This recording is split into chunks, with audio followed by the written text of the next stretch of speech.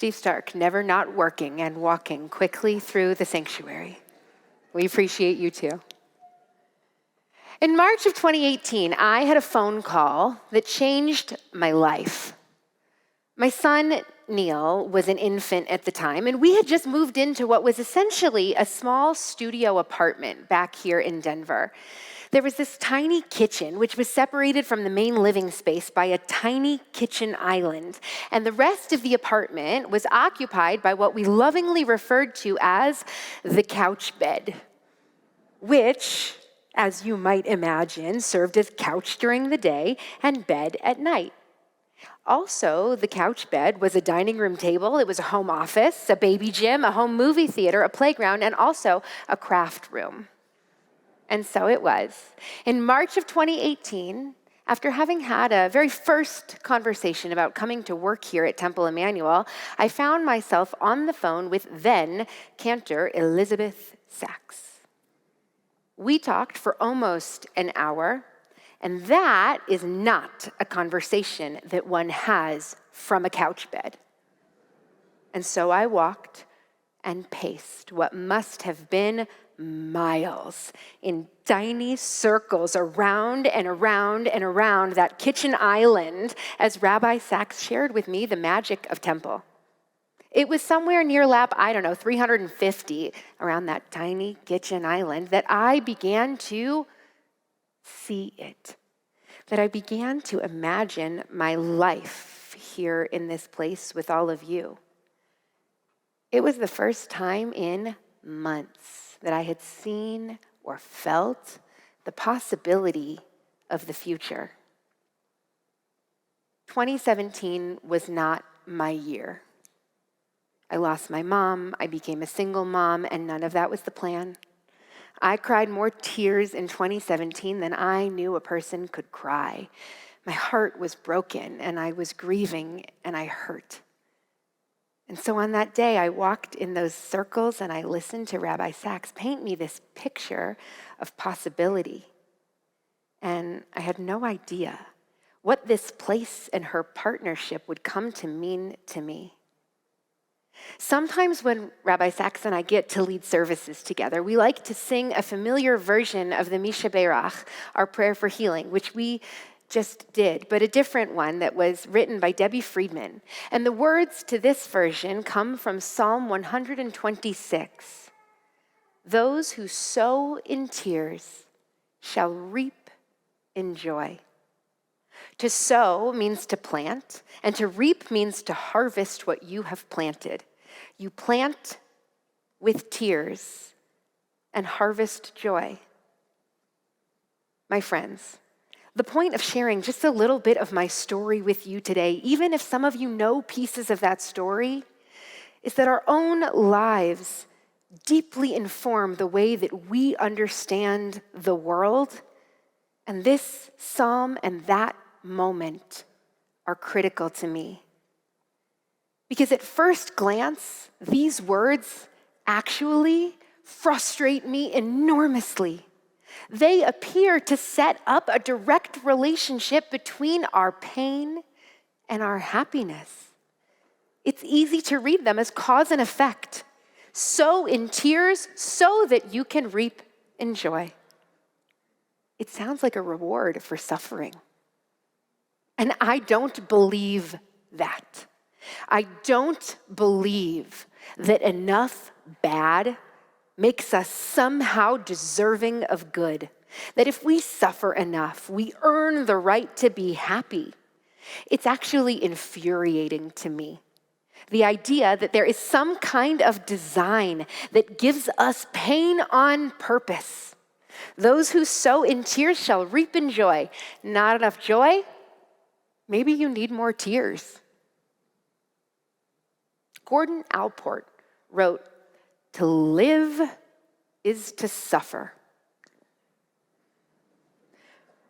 Certainly, in some ways, that has to be true. Not one of us escapes this life without pain. I see all of you, and I know that you suffer because you're human. That's not intended to minimize it, but to universalize it. We all feel it sometimes. But I will say that it feels especially important right now because this moment in history brings with it not just our own individual hardship, but widespread collective suffering. Collective suffering is a shared experience of profound distress and loss triggered by an event like war, natural disaster, political upheaval. And while many of us are going about the world living our normal everyday lives, we are also acutely aware that what is going on around us is an overwhelming mess. And no matter how much we try, it's really hard to ignore. October 7th and every day after, for our community in particular, has been our collective suffering. This increase in anti-Semitism and the division in our own community is our suffering. The chaotic uncertainty in our country, social unpredictability, political violence is our suffering. Every war and government shutdown and security threat, every gunman in a church, every message written on a bullet, every school shooting is our suffering. And we feel it all the time now. It's in the altered rhythms of daily life, our constant need to adapt, this shared sense of uncertainty, and so many of you have shared your pain with us this year. Your own discomfort and vulnerability and fear. And certainly, this kind of suffering cannot be for a reward. What kind of joy could we possibly reap from this world? Perhaps to live is to suffer, but it makes us ask, what kind of life is this? Except, there's more to the sentence. To live is to suffer, yes. But to survive is to find meaning in the suffering. That's the full quote. And Allport, interestingly, wrote these words in the preface to Viktor Frankl's book, Man's Search for Meaning. Frankl, who spent 3 years in 4 different concentration camps, survived the Holocaust and went on to write extensively about how finding meaning within suffering is a profoundly human act of freedom. We cannot avoid the suffering, but we absolutely can decide what to make of it.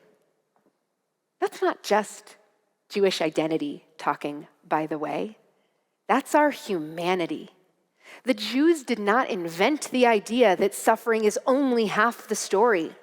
The ancient Greek playwright Aeschylus said, "Wisdom alone comes through suffering."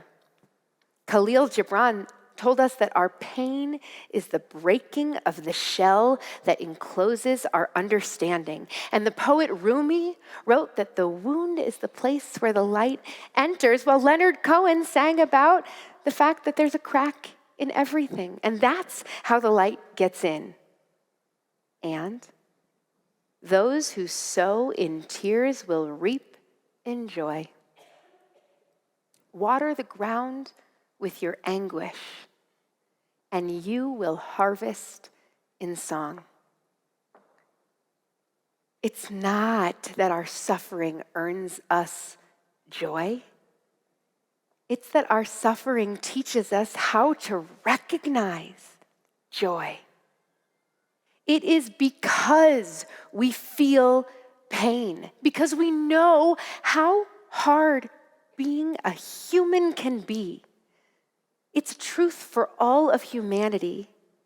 It's because we all know that we have the capacity to feel joy. Happiness in a world where everything is happy is just another day. happiness in a world where pain exists, it's a gift. It's a treasure. It's possibility. So think about those texts. Wisdom alone comes through suffering if we let it make us wiser. And if we take the time to learn about who we are and how our suffering has changed us. The wound is the place where the light enters if we let it enter us. If we remain open and vulnerable and exposed to more of whatever broke our heart in the first place. More connection, more trust, more love. Our pain is breaking the shell that encloses our understanding only if we are not afraid of the breaking, if we're brave enough to live amidst the broken pieces of ourselves.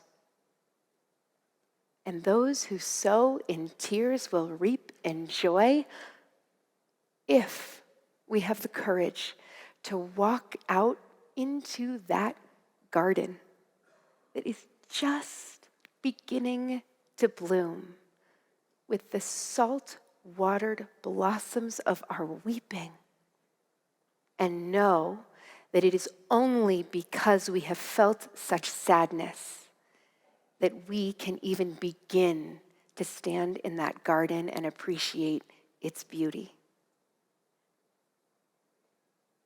I wasn't supposed to be here, back in Denver, alone and grieving in March of 2018. I had begun a different life with a different plan. And so I was broken and wounded and deep in my suffering. And I did not end up on the phone with Rabbi Sachs as a reward for my suffering.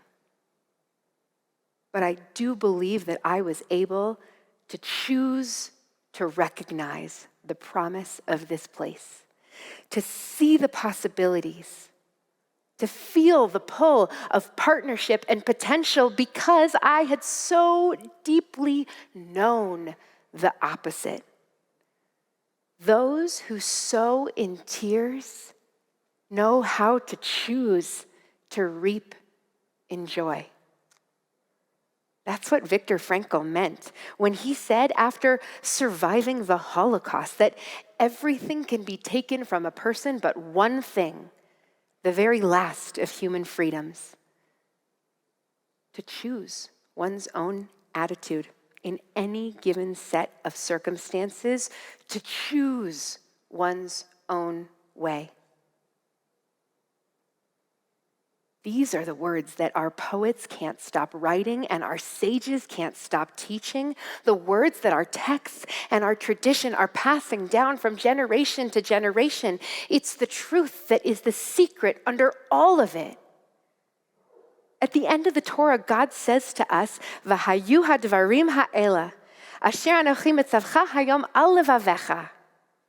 All these words, which I give you on this day, they shall be upon your heart. And when our sages ask why God would place them upon our hearts and not in them, we learn that when we start out, our hearts are closed. There's no way in.